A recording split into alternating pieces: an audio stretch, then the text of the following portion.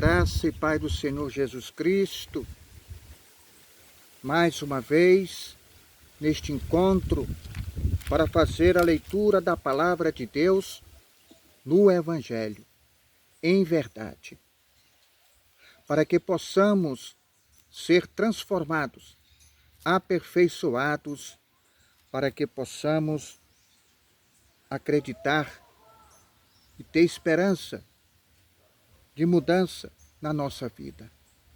E a palavra de Deus que faz. É Ele, não é ninguém.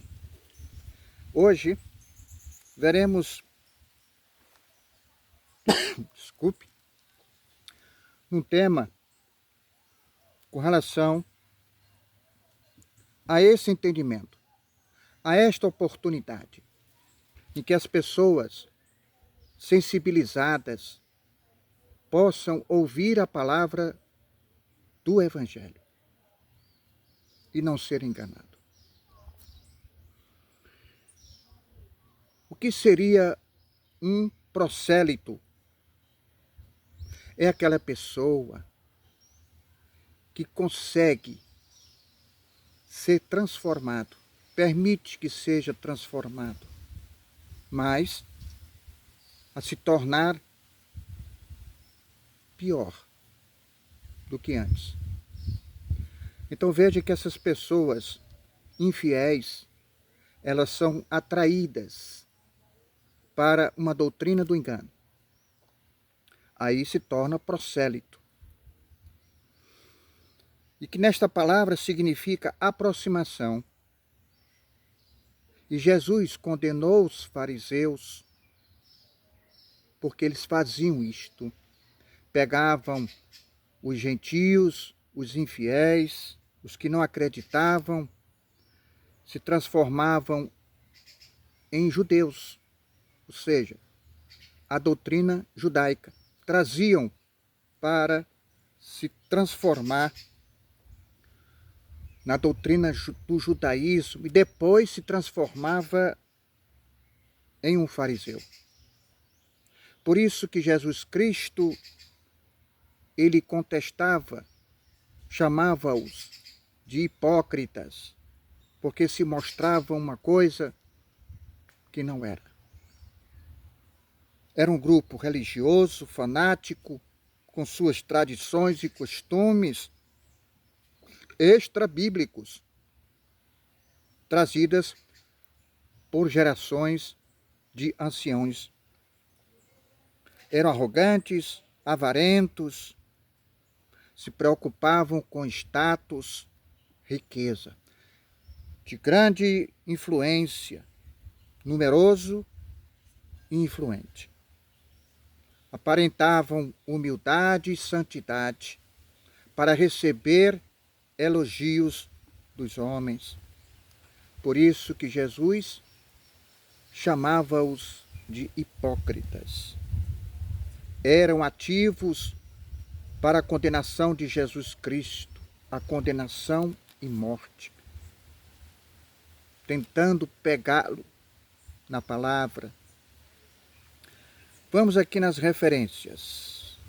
Em Mateus, no capítulo 23, versículo 15. Na questão do tributo. Então, retirando-se os fariseus, consultaram entre si como o repreenderiam em alguma palavra. Aqui corresponde à palavra da lei. E enviaram-lhe discípulos, juntamente com os herodianos, para dizer-lhes: Mestre, sabemos que és verdadeiro e que ensinas o caminho de Deus de acordo com a verdade, sem se importares com quem quer que seja, porque não olhas a aparência dos homens. Eu vou estender essa leitura. Versículo 17. Dize-nos, pois, que te parece? É lícito pagar tributo a César ou não? Versículo 18. Jesus, porém, conhecendo-lhes a malícia, Respondeu: por que me experimentais? Hipócritas. Versículo 19. Mostrai-me a moeda do tributo. Trouxeram-lhe um denário. Versículo 20. E ele lhes perguntou: de quem é esta efígie e inscrição? Responderam: de César. Então lhes disse: dai, pois, a César o que é de César, e a Deus o que é de Deus. Então aqui era essa tentativa de pegar Jesus para condená-lo, tentando assim apanhar pela palavra.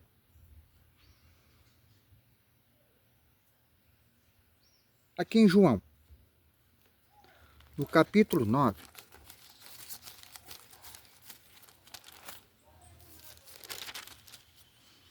João, no capítulo 9, que aqui se faz uma explanação da cura de um cego. Eu não vou ler porque está muito extensivo, mas aqui exatamente os fariseus tentaram interrogar o cego, em que Cristo, Jesus, o curou. Inclusive na cura do cego, ele com a saliva fez o lodo, porque o que acontecia? Quando os fariseus e os judeus, quando viam um deficiente, eles cuspiam no chão, como forma de repugnância pelo defeito daquela pessoa, pelaquela deficiência. Eles cuspiam no chão. Então Jesus aqui, neste momento de cura, ele usou o cuspe, já para confrontar esse tipo de comportamento de repugnância, porque eles cuspiam no chão. E passaram a interrogar o cego de quem tinha feito, e o cego era nascido, né, na condição de cego, e todo mundo conhecia. Chegaram a chamar os pais, e os pais, com medo de dizer alguma coisa em favor de crer em Jesus Cristo, porque seriam expulsos das sinagogas, os pais disseram: interrogue a ele, que ele tem idade para isso, para responder. Então veja que aqui foi uma perseguição para que pudesse então condenar Jesus Cristo. Então eu não li, vai de 1 a 41, para não ficar muito longo o vídeo, tá? Então houve essa interrogação. Vamos aqui para Mateus de novo. Em Mateus, no capítulo 23.